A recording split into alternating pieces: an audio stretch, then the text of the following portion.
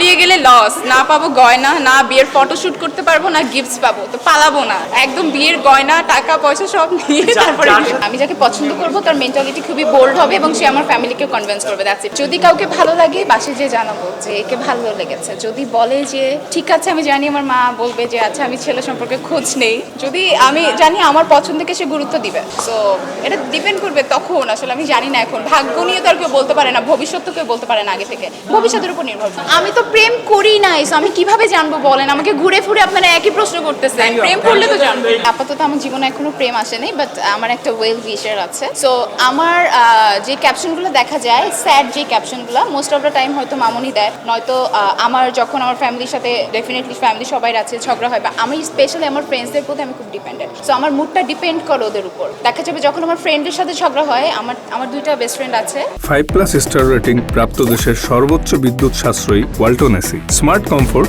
এখন নেক্সট লেভেলে। দুইটাই মেয়ে, সো ওদের সাথে যখন আমার ঝামেলা হয় তখন আমি খুব ইমোশনাল পোস্ট করি।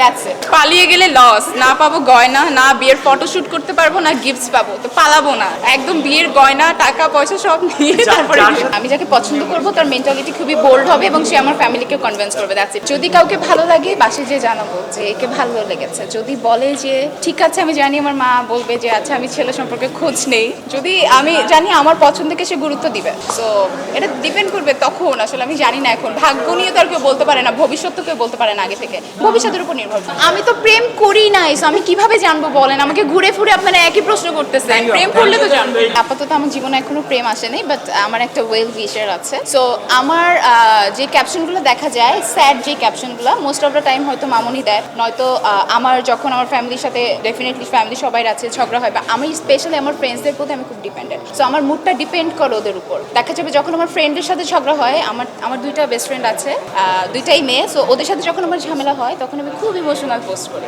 That's it.